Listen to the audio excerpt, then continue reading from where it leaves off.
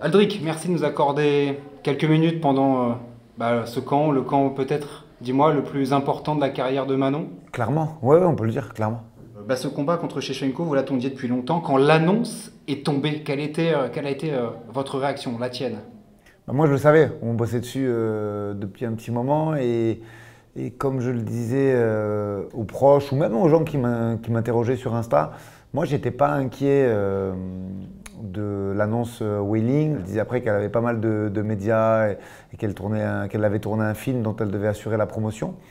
Et moi, je savais qu'on était en interne en train de négocier avec l'UFC, donc j'étais pas inquiet. J'ai été plus inquiet quand je l'ai vu en septembre regarder le combat de Valentina contre Grasso, quand Manon était backup. Là, mon seuil d'inquiétude était beaucoup plus important, mais je ne l'étais plus du tout en début d'année quand elles ont commencé à se chercher sur les réseaux. Je savais qu'on était en train de négocier avec l'UFC et que ça allait tomber. C'est donc le moment ouais, de doute qu'il y a pu avoir, c'était à l'automne en fait. On se souvient qu'Ariel en plus lance un peu ce pavé dans la mare avec un super fight, ça commence à buzzer un petit peu. C'est à ce moment-là peut-être que ça a été un peu... Je pense qu'on aurait pu être les dindons de la farce, ouais. S'il n'y a pas quelques blessures, si Valentina elle est prête à recombattre tout de suite, il se peut qu'on se fasse doubler parce que, je l'ai toujours dit, je pense que vraiment la méritocratie, elle existe. Elle est liée à la méritocratie sportive. Après, aujourd'hui, on parle d'un marché à plus de 200 millions de personnes qu'est la Chine.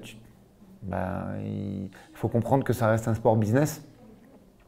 Mais, euh, mais c'est comme ça, on l'a eu. On a eu peut-être un petit coup de pouce du destin et maintenant, il n'y a plus qu'à travailler. Cette expérience de remplaçante à la sphère pour Manon est déjà positif, négatif. Il y a des points positifs à avoir été là-bas. Ah mais c'est que positif parce que du coup, pour moi, il n'y a pas. Là, tout le monde me dit ouais, elle va reprendre après un an d'attente. Ben non, en fait, on a fait un camp. On a fait un camp pour ce mois de septembre. Un camp, c'est quoi? C'est 8 semaines d'entraînement, une perte de poids, une pesée. Alors souvent, le meilleur, c'est le combat. Ce coup-ci, on ne l'a pas eu. On a dû se concentrer sur les adversaires potentiels. Mais on a fait ce camp. Il a compté comme pour moi, il compte comme un combat et elle est restée focus. Elle a progressé pendant ce camp. Donc, j'ai pas du tout l'impression, moi, qu'il y a eu un an d'inactivité. Le fait que Valentina n'ait pas prononcé son nom là-bas, ça a été un peu une blessure pour Manon. Bah, elles se sont cherchées, elles se sont trouvées. Voilà. Moi, sur ces considérations-là, mon rôle, c'est d'avoir eu Manon motivée. Et je pense que les, les chamailleries, entre guillemets, contribuent à motiver encore plus Manon pour le camp et à s'entraîner encore plus dur. Donc, qu'elle se cherche encore et que j'espère que la conférence de presse post-combat sera un petit peu animée. Et puis tant mieux, parce que je sais que Manon, c'est le genre d'athlète qui. Ça renforce son agressivité, mais ça renforce son attention également. Elle ne va pas se jeter à la bagarre, elle ne fera pas n'importe quoi parce qu'il y a une petite ambiance un petit peu hostile. Donc c'est une très bonne chose. Moi, je suis là-dessus, feu vert. C'est vrai qu'on a vu Manon trash talker, elle le fait jamais, elle l'a fait une fois. Et elle l'a fait plutôt bien, puisqu'il y a une sorte de storytelling autour d'elle et de Valentina maintenant. Pour ceux qui pensaient que c'était moi, moi je ne touche pas ni ses réseaux sociaux ni son téléphone. Les choses, elles ont été dites et que la meilleure gagne, il faudra assumer ce qui a été dit, c'est tout. Quand Valentina a dit qu'elle... voilà, cette sortie-là, ça respecte pas l'esprit des arts martiaux, elle est dans son rôle de trash talk. En réalité, enfin, Mais moi j'aime bien ce que Manon a dit, le mot teacher pet, ça lui va bien, je trouve. C'est le chouchou du prof, mais c'est vraiment ça, tu vois. Et je pense que chez les filles, c'est ce qui manque un petit peu. Des fois, l'ambiance, elle est un petit peu trop à la camaraderie. Et des accolades, des machins. En plus, Manon, elle aime pas ça.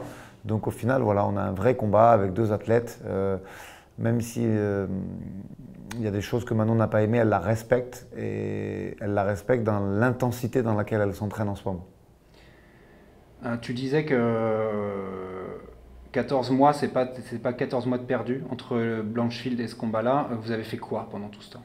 On a fait un camp de 2 mois et demi qui a commencé à partir de juin, puisqu'il fallait être prêt en septembre. Puis après septembre, petit break, mais vraiment très léger après le backup. Je pense qu'elle a pris 2 semaines, peut-être trois de repos.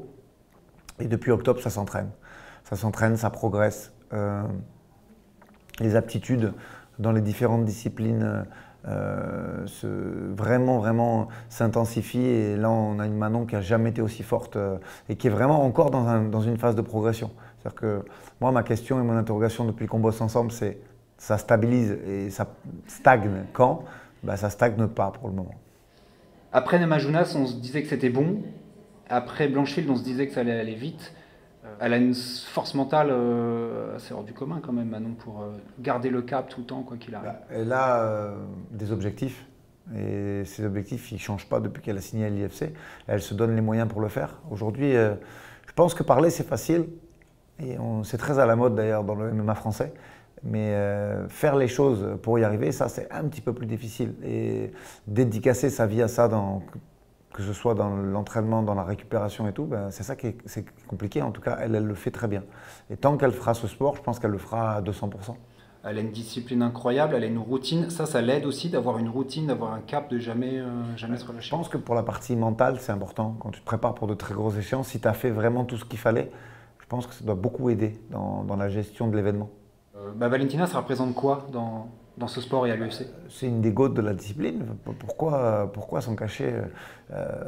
Hormis l'épisode Grasso qui a un petit peu, pas terni, mais qui a un petit peu baissé son image, elle règne sur la catégorie flyweight depuis peut-être 6 ans ou peut-être même un peu plus, de façon irréprochable. Donc voilà, c'est une championne qui est très complète, qui a démarré sa carrière en tant que strikeuse et qui aujourd'hui gagne ses combats plutôt avec les liaisons. D'un point de vue technico-tactique, il y a une évolution. D'un point de vue fight IQ, il y a une grande compréhension du sport. Donc voilà, on la respecte et on la prend pour ce qu'elle est.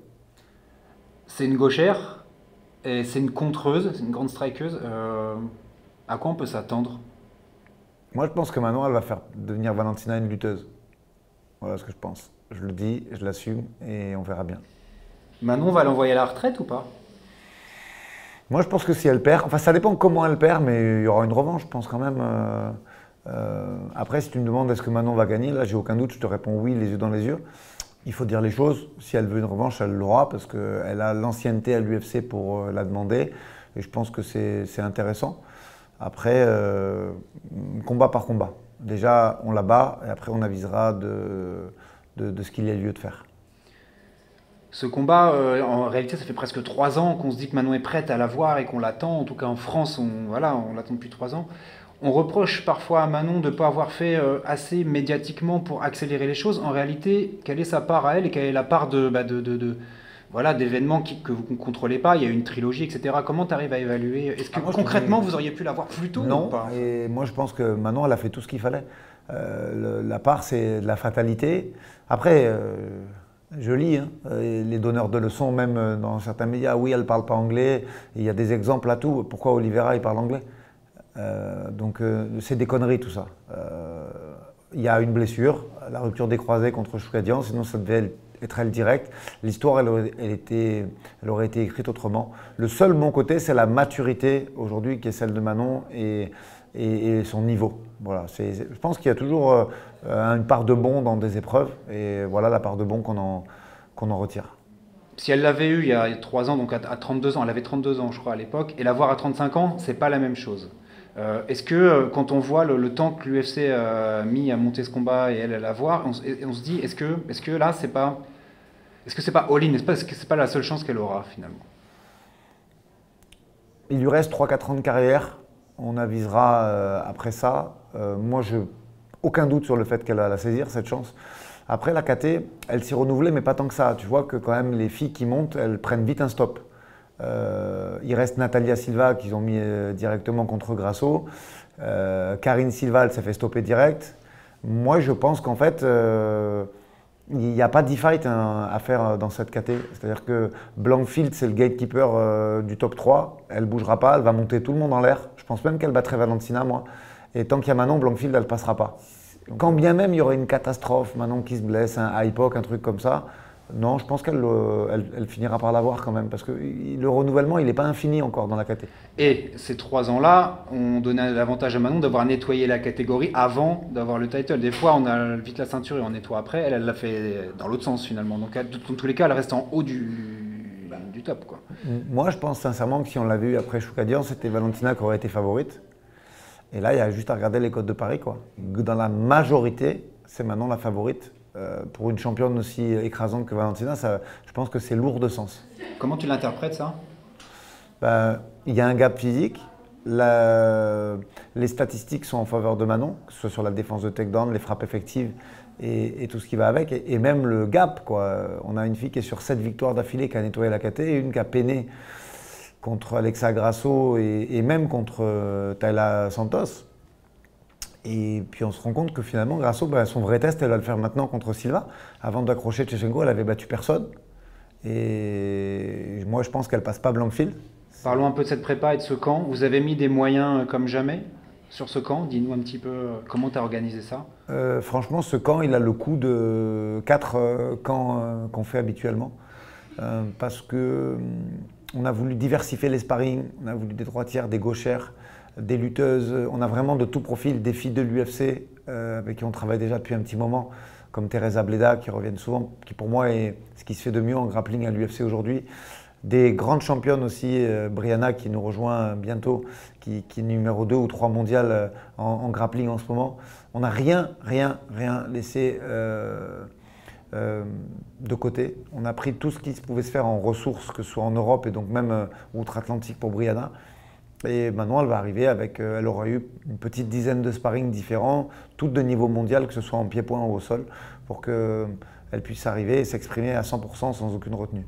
C'est vrai que nous, on est arrivé, il y avait Nili qui était encore là, on a vu une séance. Nili, c'est aussi voilà, des infos données. Elle a combattu Valentina en pied-point, elle est championne du monde dans des disciplines. Elle a pris Tchechenko en 2015. Tchechenko, c'était un de ses derniers combats de Mouet.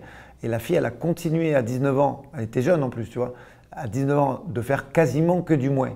Donc ça laisse à penser le niveau de pied-point qu'est le sien. C'est-à-dire que quand Tchechenko, elle a bifurqué vers le MMA et qu'elle... C'est pas que c'est devenu une grappleuse, mais qu'elle s'est diversifiée. Cette fille, avec qui elle a eu un combat quand même serré, elle s'est spécialisée dans la boxe pied-point pendant près d'une dizaine d'années. Donc ouais, c'est intéressant de voir que Manon, en pied-point, il y a largement de quoi faire dans cette discipline. Donc ça donne de la confiance, elle est gauchère. Et donc c'était, franchement, en pied-point, c'est quasiment la meilleure sparring que j'ai vue avec Licia Boudersa, la boxeuse qui ont travaillé avec Manon. Et elle nous a confirmé hier qu'en termes, en tout cas, elle, de puissance, de KO power, elle n'a jamais eu d'adversaire du niveau de Manon. Le ressenti qu'elle a eu, c'était extrêmement impressionnant, quoi. Manon, de temps en temps, je lis des trucs, bon, c'est pas aberrant, c'est des analystes, ils pensent que c'est une bonne fighter, mais en fait, quand tu te rends compte que c'est pas le cas, c'est trop tard. C'est un événement qui va dépasser elle-même et qui peut être un événement pour les sports français, même au-delà des sports de combat. Je sais pas, c'est un truc que vous ressentez, ça? Il y a une évolution. Au début, Manon, elle me disait ouais, je veux pas du tout être l'ambassadrice du MMA français, je vais être focus sur ma carrière. Et petit à petit, elle prend cette place. Mais c'est toujours pareil, c'est comme quand au début, elle ne voulait pas trop faire d'interviews. Parce que Manon, elle a ce besoin qui est, pour moi, la caractéristique des très gros bosseurs, d'être légitime avant de pouvoir parler. Et aujourd'hui, elle se rend compte que ce qu'elle fait, c'est historique et elle prendra cette place avec le temps, mais voilà, step by step. D'abord la légitimité sportive, avoir la ceinture autour de la taille et après, je pense qu'il n'y aura aucun souci, elle pourra être la représentante du MMA français, masculin ou féminin. Ce combat, il a lieu à Montréal. C'est plutôt un bon spot, en fait. Comme lieu pour un title shot, c'est pas mal, non? Pour moi, c'est comme un UFC Paris. Mais je ne regarde pas ça de façon égoïste. Et déjà, Christophe Midou, qui coach Manon avec moi, il a d'énormes attaches et c'est un peu le papa du MMA canadien francophone. Et c'est extrêmement important pour Manon parce qu'il n'y aura pas cette charge mentale sur les médias de la langue. Les gens sont francophones, on l'a vu pendant la conférence de presse. Donc même pour Manon, c'est un plus important. Elle entend parler français autour d'elle. En fait, c'est comme un UFC Paris, mais aux bonnes heures. Manon, premier title fight. L'expérience, ça compte quand même dans ces cas-là? Non, pas à ce niveau-là. Manon, elle a déjà fait un 5 rounds au début de sa carrière, un 5 rounds à son dernier combat. Elle sait qu'elle a pu faire 5 rounds contre Blankfield qui est très très fort et qui lâchait pas le morceau. À partir du moment où tu as 14 combats, plus l'amateur, plus le pied-point, je pense qu'à un certain moment, ça compte plus. Elle a déjà eu toutes sortes d'adversaires. Pour moi, elle a pris des filles qui sont très très fortes, voire plus fortes que la championne actuelle. dans certains domaines, comme Blankfield, comme Rose, en pied-point par exemple. C'est la meilleure et celle qui aura le plus envie dans la cage ce soir-là qui va gagner, point final.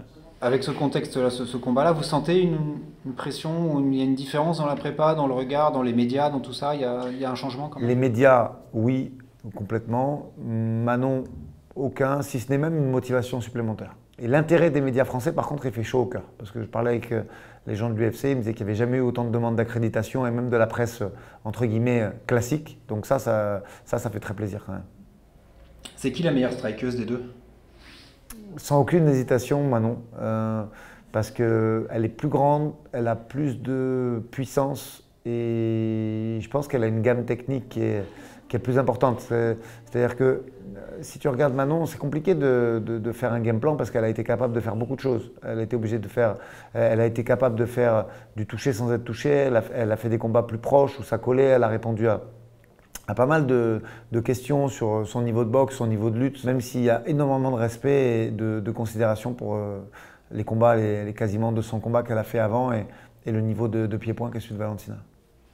Tu penses qu'elle a encore faim, Valentina? Parfois, elle donne l'impression voilà, que c'est un combat, elle vient au bureau, quoi, un peu, quoi. Non, je pense qu'elle va essayer de finir sa carrière de la meilleure façon possible et qu'elle s'est préparée sérieusement. Après, est-ce qu'elle bosse autant que Manon? Moi, je pense que même à son prime, elle ne bossait pas autant que Manon. Valentina, elle est dans une course à être la plus grande de tous les temps, incontestable. Voilà, elle est sur un autre moment de sa carrière par rapport à Manon. Elle cherche peut-être autre chose. Est-ce que, clairement, Manon, ça peut être le gros caillou dans la chaussure de sa legacy, en fait? C'est ça le danger aussi pour elle, non? Le MMA, c'est la culture de l'instant. Donc, Manon qui gagne, qui défend et qui fait 3 ans exceptionnels, était oublié. Voilà, il faut juste en prendre conscience, en fait, que ce sport, ça peut aller très vite dans un sens et très vite dans l'autre. Aujourd'hui, c'est Valentina qui pense à Wailing, qui pense à terminer sa legacy, voire peut-être à monter à 61. Et force est de constater que si Manon, elle gagne et qu'elle confirme et qu'elle fait 3 ans de fou, bah, qui en parlera dans 3 ans? Les livres, 10 ans de carrière, tu peux les oublier comme ça. Il y en a beaucoup qui pensent aujourd'hui, dans les fans de MMA avec qui on parle, il y en a beaucoup qui pensent que Daniel Cormier, c'est un présentateur. Voilà, ça veut tout dire. Parce que Valentina, elle montre, enfin je veux dire, ça se voit, elle accorde énormément d'importance à ça en fait. C'est quelqu'un qui veut marquer l'histoire de son sport, qui aime les projecteurs en fait, hein, depuis toujours. Et on se demande si ce combat a un peu même traîné ou si elle n'a pas voulu en parler, c'est parce qu'il y a un énorme danger en fait pour elle là. Quand tu mets Wailing en défense à 52 contre Suarez qui est invaincu et quand tu mets Valentina contre Manon, bah, ils prennent des risques. Il n'y a pas une voie dorée tracée pour faire affronter ces deux championnes et faire le fight de la décennie. Ils prennent des risques. Il y a une méritocratie sportive. Vous voulez ce fight? Bah, ok, vous défendez votre ceinture contre les meilleurs, chacune dans sa catégorie. Donc il faut leur reconnaître ça. Je pense que la critique est facile, mais quand c'est bien, il faut reconnaître. Et là, bah, pour l'instant, Wailing a fait le taf. Maintenant, moi je pense que Valentina ne le fera pas, mais on verra le 10 mai. Alors nous, on aime bien se projeter. Une question peut-être qui n'est pas facile, auquel tu ne répondras pas, mais je te la pose quand même. Il y a un titre. L'après, c'est comment? C'est quoi? C'est une défense? C'est face à qui? Il y a une revanche? Non, tu l'as évoqué. Ouais, à Paris peut-être, je sais pas. La suite, même si on va se focus sur ce combat du 10 mai, la suite c'est de rester encore en flyweight et de nettoyer complètement la KT. Il reste quand même quelques combats à faire, des revanches, des filles que Manon n'a pas affrontées. Il y a des noms. Pareil, il y a Zhang, il y a Tchechenko une revanche. Il y a la gagnante de Blankfield Barber, il y a la gagnante de Silva Grasso. Donc je pense que Manon, elle a encore 3-4 combats faciles en flyweight à faire. Elle n'a aucune difficulté pour faire le poids de 57. Donc je pense qu'il y a encore au moins 3, voire peut-être 4 combats à faire dans cette KT pour assurer sa legacy. Et après, c'est elle qui choisira. Tu le classes où dans le top des combats, des sports de combat français de l'histoire? Ce combat, c'est un des 3 plus grands combats, plus grands combats, le plus grand. Cyril John Jones, c'est quelque chose de fabuleux. Et moi, j'ai craqué devant ma télé tellement c'était un fight prodigieux, quoi. John Jones, c'est vraiment aujourd'hui le mec invaincu parce que la défaite par disqualification, on peut en parler jusqu'à demain matin. Mais je pense qu'on le met tout de suite derrière ça, il n'y a pas photo, quoi. Parce que c'est un titre et parce que c'est Valentina. Si ça avait été une autre Je veux pas diminuer l'événement, mais ça aurait été pas la même saveur. Bien sûr, parce que c'est une fille qui peut être, qui prétend au statut de GOAT et de combattante numéro un de l'histoire du MMA féminin. Donc évidemment que ça contribue. Si tu prends une no-name ou même une fille qui vient d'arriver, Grasso, c'était pas pareil. Faut être honnête avec les gens qui nous écoutent. Mais alors on prenait quand même pour faire la ceinture. Mais là, c'est vrai que Tchechenko, elle te met dans une dimension un petit peu légendaire par rapport à son palmarès et à son vécu, quoi. Pavel Fedotov, tu le connais? Son coach, il est un peu mystérieux ce coach. Qu'est-ce qu'on sait de lui? Qu'est-ce que tu sais de lui? C'est quoi sa méthode, son background? Voilà, il est un peu connu dans le milieu, tu vois. Je l'ai croisé à plusieurs reprises. C'est vrai c'est spécial parce qu'en fait, il coach que elle et sa sœur.